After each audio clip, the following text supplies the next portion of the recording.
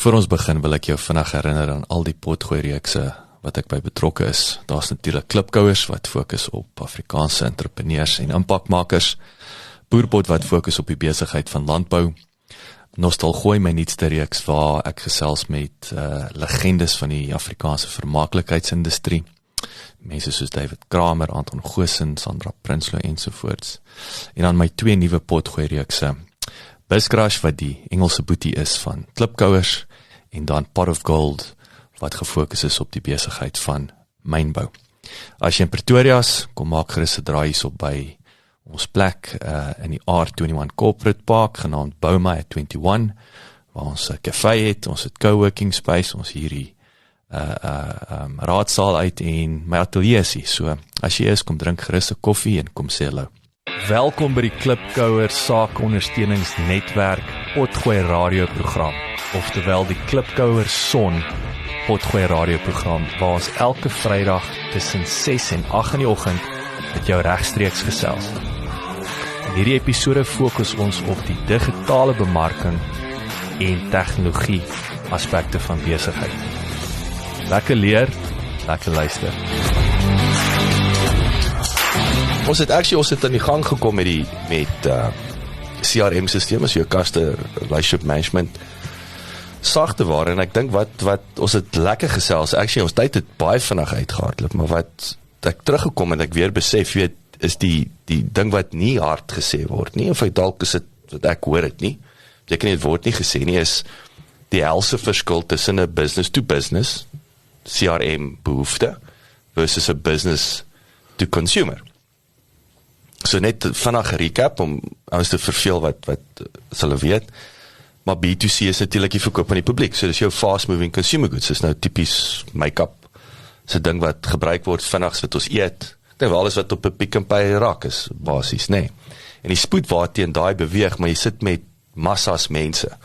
So dis nou waar ons gepraat het van jou e-mail marketing, natuurlijk is 'n koste-effektiewe manier om met 100,000 miljoen mense te kommunikeer, baie belangrik hoe jy engage met hulle, juis omdat dit sosiale media, soos waar kom die traffic vandaan, is net, jy cold call nie die ou man om te verkoop nie. Ja, ek net bylas daar, so daar's ander patrone ook, nee, waar jy nou gewoonlik net B2B en B2C kry, nou B2B2C. Weet, en dis typies jou marketplaces wat in die middel sit, weet, hy verkoop dalk in die eindkliënt, maar hy moet ook in die besigheid verkoop, weet, as mens nou dink aan 'n Uber of 'n Uber Eats of sulke goeders, weet, jy het 'n B2B2C model binne nice. In jou wat so ja. Dis 'n nice angle, maar nou op daai punt wil ek vinnig die vraag dan vra. Dit klink dan vir my as ons kyk na juis nou kom sê nou soos John Deere, wat die boer koop die trekker, maar die handelaar besit die verhouding. Hy besit die en hy koop die 200 trekkers, nee. Sou dit klassifiseer? Of nie rarig? Nee, want dis 'n ander model, dis vir John Deere is dit B2B, en dan vir die distributors is dit ook B2B, tot 'n mate. Ja. So nee, B2B. Maar daar's 'n individu in die proses, nee. Ja, maar B2B2C is, as jy as maatskappy moet altyd dryf. Weet jy, met altyd dryf om hier... Jy moet ek verstaan, ek wat in die Uber sit, moet gelukkig gehou word, en dan die ou wat die Uber bestuur moet gelukkig gehou word. Is daar nog sulke voorbeelde? Dis nou 'n baie interessante punt wat jy daar maak. Maar nou is actually nog verder wat mens kan gaan, maar dit is te tegnies. Ek is bang ek het nou nie gedink aan om dit alles te expandeer nie. So ek is net bang ek sê dit verkeerd, en dan is nou daai lag almal vir jou. Weet nie waarvan jy praat nie, maar dis snaaks. Oor jou acronyms begin trip, jou B to B to C to B to B. If that. Ja, nee, dan die ding is, dan raak het nou nie meer interessant, en raak het nou 'n bietjie tegnies. So. Alright, so, en ek dink, so is weer eens om daai, ultimately is daai CRM en Ernest, ek dink selfs, maar jy het ook interessant, jy het 'n B2B2C model, dat ek daaraan dink. Want julle primêre funksie is om sterk makelaars te recruit, nee. En daai gaan verkoop aan my. Jy verkoop nie eintlik aan my nie. Ja, so my kliënte is basies die makelaars wat vir my werk. Ek moet 'n waardeproposisie vir hulle bymekaar maak en dan vir hulle die tools gee dat hulle weer hulle kliënte behoorlik kan gaan diens. Ja, so die kliënt moet gelukkig wees, maar my hooffokus is dat die makelaar moet gelukkig wees. Jou grootste uitdaging is natuurlik om jou handelsmerk te beskerm. Want daai ou gaan onder jou brand uit, is ek reg? Ja, maar ek dink wat ons suksesvol gemaak het tot dusver is dat ons baie fokus op ons handelmerk en 'n trots daarin skep. So ek dink ons probeer wegbly van die corporate manier van dinge doen af, maar meer 'n bietjie van 'n familie vibe skep waar almal trots is op die brand en dit maak dit makliker vir hulle om dit ook te beskerm. En as jy nou praat in terme van 'n besigheidsstelsel, kan in jou voorbeeld dalk toepaslik wees om die data te besit van die kliënte. Dis nie net die brand nie, dis ook die feit dat jy jou makelaars laat werk op 'n stelsel wat joune is, waarvan jy die data besit. En deurdat jy hulle deur jou proses vat, is dit nie net die verhouding met die kliënt en 'n kontrak nie, want ek weet soos in julle industrie, dis nou totally side topic, maar so is die churning ding van ouens wat rondop van een ou soos jy werk vir jou vir 'n ruk en dan net as die kommissie nou klaar betaal is, dan gaan hulle nou volgende een toe en switch net eintlik insurers vir 'n kliënt om nou dit die tipiese smouse. Ja, en hulle worry nie oor die kliënt se behoeftes nie, hulle wil net eintlik heeltyd daai kommissie inkry weer. Maar as jy die data het en jy het 'n stelsel en die mense wat daar werk moet heeltyd hulle goed daarop laai en doen, dan is dit al klaar groot voordeel as wat die adviseer byvoorbeeld dit op hulle eie Google Drive save en sulke tipe goed nie eventually, dan het jy nie regtig beheer oor daai verhouding nie, né? Maar ek hou nou eintlik al van, dis nou 'n nuwe manier van daarna kyk, is die B2B2C, want het maak nou vir my sin, want ek moet bemark my brand aan adviseurs of makelaars, sodat ek hulle deel van my span kan maak en deel van my familie kan maak. So ek bemark aan hulle, maar ek bemark ook buitentoe, sodat as een van hulle voor 'n kliënt sit, moet daai kliënt al gehoor het van Boerfin en klaar gemaklik wees met die brand. En dan maak ek die makelaar se lewe ook makliker. So ek bemark beide vir die makelaar en die kliënt. En dis intraafhanklik, want ek wil julle is nou juist, besig om 'n groot Boerfin dryf te hê om makelaars in te trek. So en so as jy nou weer die kliënt, die consumer gelukkig hou, gaan jy makliker die makelaar intrek, want hy weet hy gaan kan convert en hy gaan sisteme in plek hê wat julle ondersteun om hy kliënt te bou of te bedien for that matter. Ja, so dit is vir ons belangrik om die waarde so hoog as moontlik te maak vir die makelaar. So dan kom dit nou weer by verhoudings wat ons as Boerfin met sekere ander maatskappye het, wat ons dis amper soos die co-ops wat ons van gepraat het. So sekere co-ops maak dat ek sterker waardeproposisie vir my makelaars kan gee. As 'n voorbeeld, Boerfin se verhouding met Agri Gauteng en Agri SA. Ja. So dit is 'n voordelige verhouding vir makelaars. En daarso moet Boerfin ook direk bemark en 'n goeie naam hou by daai tipe instansies. Ja, en ek moet vir sê, wel gedaan hoor. Daai is vir my regtig is vir my een van die beste voorbeelde hierdie jaar, hoe julle ander vat, wat julle mekaar nodig het. Is 'n wen-wen. Dis uit en uit die geleentheid is nie eensydig nie, so en nou het ons 'n derde rolspeler in die vorm van die makelaar wat die familie gaan join.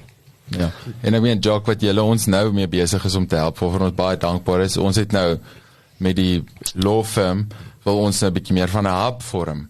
En ons wil nie meer net die tradisionele praktyk wees met die brand en klomp employees en sulke goed en so nie. Ons wil enabling environment skep, baie klein vir 'n begin, maar nou in Pretoria en in die Parel om eintlik te dink, okay, hoe kan ons ander prokureurs, veral enkelpraktisyns en ouens wat redelik alleen rondloop, net die plek gee om vanaf te werk en te help met bemarking en sulke goeders. Nou dis ook bietjie double-sided, nee, aan die een kant wil ons die prokureurs trek na ons toe.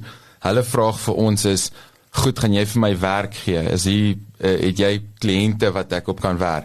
Aan die ander kant is dit, sodra ek hierdie verskeidenheid van experts het, is die bemarking soveel makliker, want nou stap jy by makro in en nie die plaaslike hardewarewinkel nie. En dis daai tipe verskil en nou is ons meer bemarkbaar en die kliënt weet ons kan met vrymoedigheid sê ons gaan jou 9 out of 10 times gaan ons jou kan help met wat ook al dit is wat voorkom.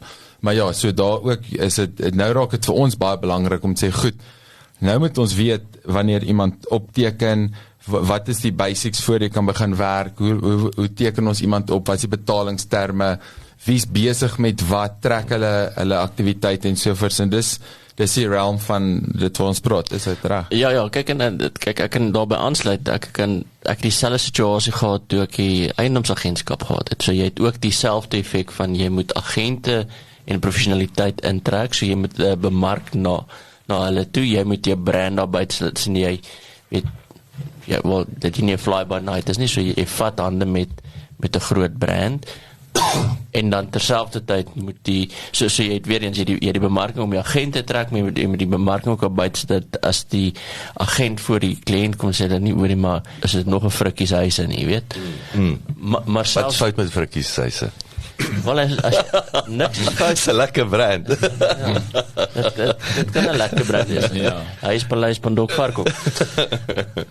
Ja, so ek dink wat ons net vandag so 'n bietjie gesels is dat dit eintlik bietjie digress, ons eintlik wou gepraat. Jy het jou B2B2C, wat in elk geval is 'n awesome angle. Ja, toe begin ons eintlik, want ek dink dis nou waar jy weet 'n bietjie van 'n marketplace skep, dis nie altyd net die een nie.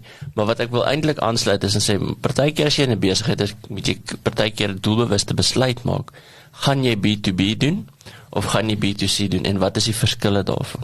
Nie net van 'n bemarkingsstrategie nie, en ek dink dis wat jy wou gesê het, Jacques, om te verstaan. Baie keer as jy B2B doen, is dit potensieel meer aanloklik in terme van geld en grootte van kontrakte en daai tipe ding. Maar wat mens moet verstaan is die dinamika is anders want ons gepraat van sales cycles. So as jy nou weet al verkoop jy aan 'n ander persoon, gewoonlik is daar 'n persoon, mens moet altyd dit onthou, is dit B2B, daar's nog steeds 'n ander persoon, maar daai persoon is in 'n groot koöperatief gewoonlik en daar's 'n masjien agter dit. So typies weet, die sales cycle is nie van ek like jou, ek wil die ding ek gee hom, dis soos jy stap by die winkel, jy sê die chocolate lekker en ek gaan betaal vir hom nie. Dis baie keer en veral ek wat in 'n inligtingstelsels werk en stelsels, daai proses vat 6-12 maande om net te kom dat ons sê goed, nou het ons genoeg met mekaar uitgeflash in scopes en projekplanne dat ons sê nou gaan ons vorentoe en begin het en baie kere moet jy wag vir die budget om in te skop. Dit is ook kyk, daai is deel van dit, dis 'n baie belangrike punt daai. Jy weet, as ek en die ouens het snaakse finansiële jare. Ek weet die versekeraars is almal maar op 30 Junie, John Deere sit op 31 Oktober. Dis vir my, dis is vreemd, nee, maar okay, die punt is om by jou aan te sluit. Dewald, baie belangrik wat jy daar sê. En ek sien dit hier so, en ek moet gesê ek sal nou aansluit ook wat Dion wat gisterand hier was, baie interessante ding, ek is bly ek het dit onthou, dat jy werk met multiple mense, jy baie keer, ja, ek dink daar's 'n procurement, maar as ek nou weer kyk na die groot maatskappye, ek werk met procurement jaag my die hele tyd, want hulle wil weet, waar is my B-sertifikaat, waar is my public liability insurance, so hulle tik ander boksies, is my tax clearance reg, is my, jy weet, so hulle, dis wat hulle chase, en by the way is procurement, nie daai stukkie papiere kry nie, as ek nie en haar naam is Boeselet, so ek sien haar, want ek skuld daar 'n stuk papier, net ek gaan dink, maar sy gaan nie jou invoice prosesseer nie, so bemarking teken jy het jou PO number, dit teken af, hulle is gelukkig, jy het jou service level agreement, so boxes die, procurement gaan dit nie, jou geld vir jou betaal nie, so is 'n simpel voorbeeld van waar jy met multiple mense werk en gelukkig hou, en dit is wat meer kompleks, soos jy sê, is nie net een ou neem 'n besluit, koop die chocolate, einde van die storie nie, en dit natuurlik op sigself die salesproses, wat baie langer is, en om te verstaan, wat is daai finansiële, en natuurlik, ek sê die obvious, om wakker te wees met, soos weer eens waar CRM, en dis weer, as jy nou 1 of 2 of 3 kliënte het, hopelik gaan jy gaan weet wanneer hulle finansiële jaareinde is, maar omdat jy dit weet jy wanneer die koopbesluit geneem word. En daarvoor moet jy wakker wees, daarvoor moet jy voorberei. So jy moet April, Mei, ek seker 'n bietjie voor te sê, ek weet nou nie, ek werk nie met versekeraars nie, maar ek sou raai Maart, April, Mei moet jy Flippin Roadshow begin gooi as jy 'n ding afgeteken wil hê. Jy moet klaar die saadjie plant om te weet dat jy wanneer dat hulle beplan in die budget vir jou. En ek dink dis partykeer wat mense moet verstaan is nie, soos ek sê, dis nie dis 'n nice chocolate te koop om nie, soos hierdie is 'n nuwe innoverende produk, maar ons het nie noodwendige budget vir dit nie, of dit hang af ons in 'n glyskol van vir die vra, maar laat jy dan besef sien ook, dit is nou, hy het nie gesê nee nie, hy het gesê nie nou nie. Ek dink dis daar is die mind om sê, dis nie nee nie, is nie nou nie, en jy moet nie vergeet daarvan nie, volg op, by die saadjies plant aan water gee dit. En jy kort die stelsel om jou te herinner, om op te val, dis ons terugkom na tegnologie toe, om jou wakker te hou, vir jy moet opvolg, jy moet, want en ek het al, jy mis daai so vinnig, wat jy sê, man, jaar van nou af. As jy ooit weet jy, is jy weer te laat. Dis 'n surfing, jy moet daar buite gaan lê agter die branders en wag vir die regte tyd om te paddel. As jy te vroeg paddel, help dit nie, dan swem jy net. En as jy te laat paddel, dan jy weet so, dan vang jy nie die brander nie. So jy moet dis basically so, jy moet dit mooi time en sê okay, ja, maar ek dink wat belangrik is dat ons weer eens net om ons punt aan te sluit wat ons normaal oor praat is waar tegnologie die rol speel. Tegnologie een kan vir die data gee om te weet in hierdie industrie as ek werk met en dis nou veral nog as jy in verskillende industrieë werk, nee, so nou jy werk in die versekering, telekommunikasie en agri. Hulle almal het verskillende siklusse hoe hulle en dis wat tegnologie dat jy moet weet. Okay, goed, ek moet onthou nou met hierdie groep van my kliënte wat ons nou weer met marksegmentasie moet ek so hanteer, ek moet daai tyd doen, en hier is hierdie stukkies produkte wat hulle meer verkies, dis wat hulle verkies, en ek dink dis weer eens, as jy klein is, maklik, spreadsheet, agterop 'n pakkie stywe sand, weet, dis hoe ons almal kan begin, maar sodra jy begin groot raak is waar die tegnologie vir jou help in hierdie proses. So dis nie net, dis nie altyd net van kom ons bemark, dis mos daar's ander goeders ook wat 'n rol speel en jy moet kan alles trek en weet en prosesse, nee, prosesse ja. En daai baie belangrik. Ek wil weet is nou jy weet is soms net lekker om as mense hard aan hierdie goed begin dink. 'n B2C is 'n ekstern kommunikasie tool, of CRM is vir buite die organisasie. B2B CRM is vir binne die organisasie.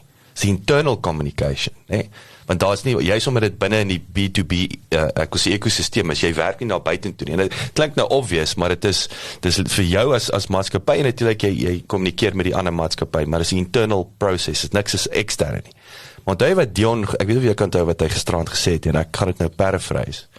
Waar hulle nou hierdie sisteme bou, nee, ek wil sê ek verkrag dit nou wat hulle doen. Hulle kyk na die besigheid as 'n geheel en hulle identifiseer bottlenecks, nee, maar dis nou weer om digitization, so om seker te maak ons verstaan die hele vloei van 'n besigheid van elke aspek. Ek dink is maar baie so Salesforce ook. Ons kyk na ons map alles in die besigheid en ons begin onmiddellik met waar hakke proses vas en ons gebruik tegnologie om die bottleneck uit te haal.